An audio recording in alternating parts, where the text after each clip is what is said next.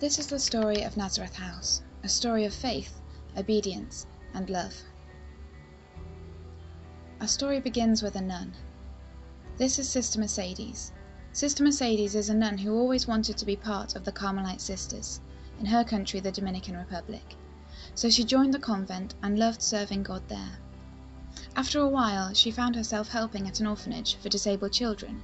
She didn't mind the work, but she only did it safe in the knowledge that she was soon returning home to her convent. But when she did return, various people started asking her why she didn't open a home of her own, and she felt God tugging at her heart and mind. But she didn't want to. She wanted to be with the Carmelite Sisters. But she listened to God and let His love be her love. She got a house, and her family grew. She started with 5 children who had been abandoned at the hospital they'd been born in. Over the years, she's had 25 children in total, and now has 15 disabled children living with her full-time. Some of them from hospitals, some just left on her doorstep, and some she found in the street eating from the rubbish bins.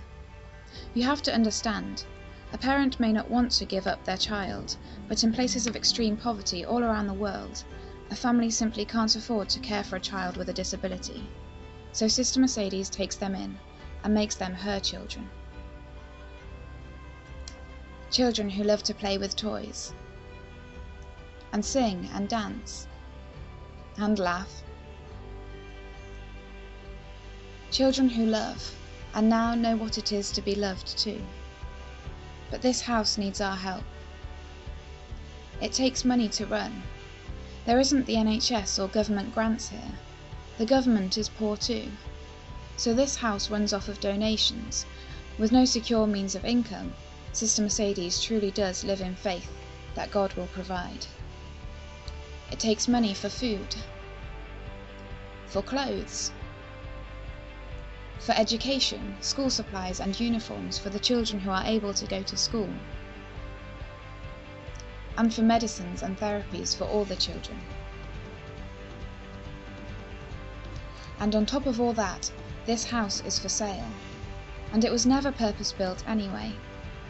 Doorways are too narrow, and the bathroom doesn't accommodate wheelchairs.